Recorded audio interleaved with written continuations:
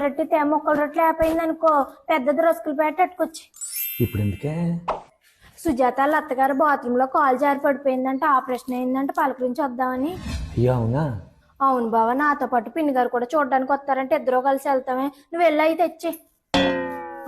నీకు గొంతుకు రొంప కదా, నీకు అసలు గొంతు రావట్లేదు, నువ్వు కూడా టాబ్లెట్లు తెచ్చుకో. ఎలా ఉంది ఆవిడకి? బానే ఉంది. ఉండు, అర్జెంట్గా పిన్ని గారికి ఫోన్ చేయాలి. అదేంటే ఇద్దరు ఇంతసేపు కలిసే ఉన్నారు కదా, మళ్ళీ ఫోన్ ఎందుకు? ఇద్దరు కలిసి వెళ్ళాం, కానీ మాట్లాడుకోవడానికి కుదరలేదు. వాళ్ళ అబ్బాయికి వంట చేయాలని నాకన్నా ముందే వెళ్ళిపోయింది. పెద్ద సమస్య వచ్చి పడిందే. హలో పిన్ని గారు, మన ఇద్దరం కలిసి వెళ్ళాం కానీ మాట్లాడుకోవడానికి కుదరలేదండి. మీరు తొందరగా వెళ్ళిపోయారు కదా. ఇదిగో అమ్మా, చిన్నప్పటి నుంచి గారాలు అలవాటు చేశాను కదా, నేను తినిపిస్తేనే గాని తిండో, అందుకే త్వరగా వచ్చేసాను. నువ్వు చెప్పరా అమ్మా?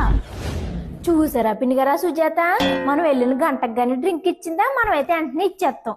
అవునమ్మా, బొత్తిగా మర్యాద తెలియని మనుషుల్లా ఉన్నారు. మర్యాద మాటకేలేండి. ఆ జాకెట్ చూసారా ఎంతవరకు?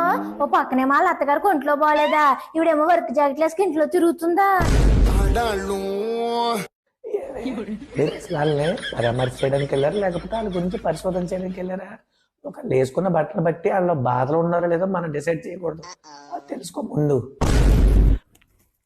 నీకు గొంతుకు రొంప కదా, నీకు వేసుకొని నాకు సూతులు చెప్తే ఈ మా ఆడోళ్ళ విషయాలు.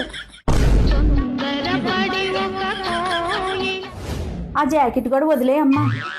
చూసావా, నెక్లెస్ ఎవరన్నా ఇంట్లో నెక్లెస్ వేసుకొని తిరుగుతారా? అది కాదు పిన్ని గారు, మొన్న వరకు వాళ్ళ అత్తగారి మీద ఎన్ని సాడీలు చెప్పిందో, ఇప్పుడు ఎన్ని సేవలు చేసేస్తున్నా మనం ఉన్నామని అంటారా? అయ్యి పిల్ల, అసలు విషయం నీకు తెలీదా? రాజమండ్రి దగ్గర ఉన్న బిల్డింగు ఈవిడ పేరు మీద రాస్తా అన్నారంట, అందుకని అత్తగారి మీద అంత ప్రేమ. అయ్యో, ఆస్తి గురించి ఆప్యాయతలు లేకపోతే ఈవిడ ఎప్పుడో తోలేదు నా అత్తగారిని తోడుకోవాలి ఇంటికి. అవునమ్మా, లేకపోతే ఈవిడ అత్తగారిని చూసి రకమా. సరే రా అమ్మా, ఉంటానే. మా ఓడికి మజ్జిగన్నం పెట్టాలి.